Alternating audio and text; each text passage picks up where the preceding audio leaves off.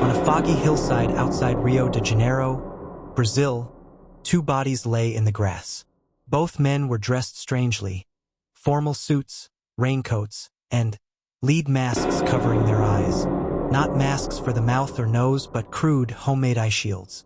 Next to them was a notebook with a cryptic instruction. Be at the agreed place. 4:30 p.m. Swallow capsules. After the effect, protect metals, await signal. No signs of violence. No obvious cause of death.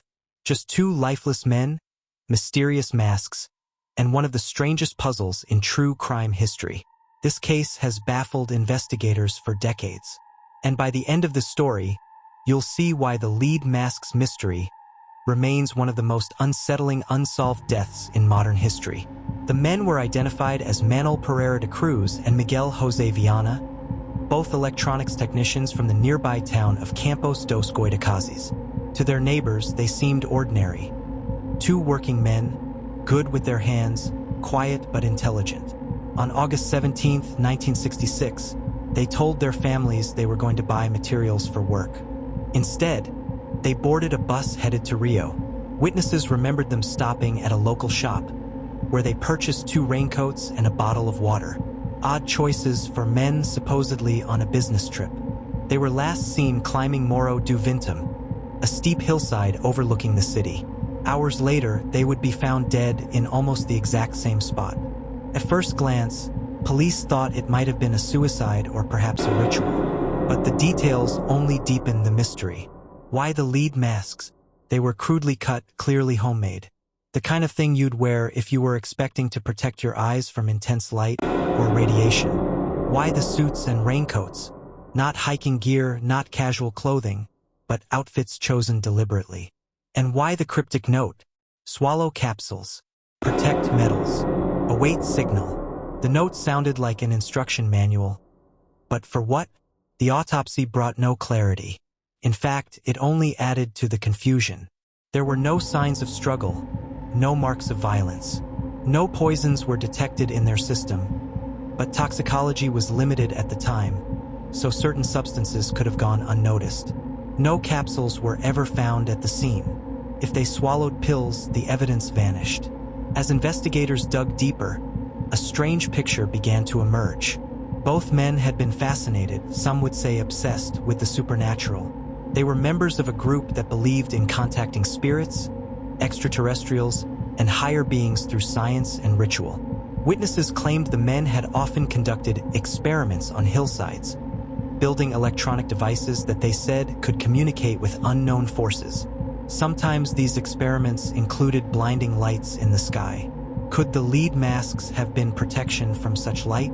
Even stranger, a friend told investigators that both men had mentioned a special mission in the days leading up to their deaths.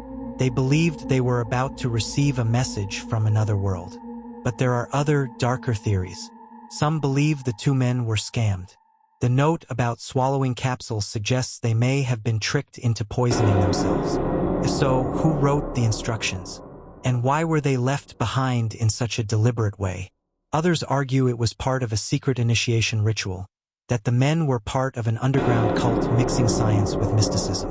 The masks, the pills, and the strange preparations could have been part of a rite gone horribly wrong. And then there's the theory that chills investigators even today. What if they weren't waiting for a person, but for something else?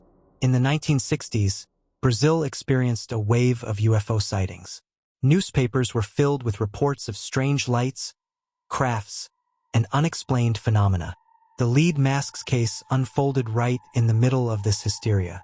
For believers, the timing is no coincidence. If the men were trying to make contact with extraterrestrials, perhaps the note was a step-by-step ritual they believed would help them ascend or protect themselves during the encounter. But instead of contact, they found only death. One of the strangest lines in the notebook still haunts researchers. Protect metals. What metals? Their watches? Their devices? Or did they mean something else entirely? Something connected to radiation or energy? No one knows. The note remains as confusing today as it was in 1966. In the end, investigators had to close the case without answers. Officially, The cause of death was undetermined. No culprit, no poison, no clear evidence of foul play. Just two men in suits, lying side by side on a hill, lead masks covering their eyes, as if shielding themselves from something invisible. Were they the victims of a cruel scam, lured to the hillside to die? Were they conducting a dangerous experiment that spiraled out of control? Or were they truly preparing for contact with beings from beyond this world? The truth may never be known. What we do know is that the case still fascinates researchers, skeptics, and believers alike. And to this day, the hillside of Morro do Vintem is remembered not for its view of Rio, but as the place where two men waited for a signal that never came.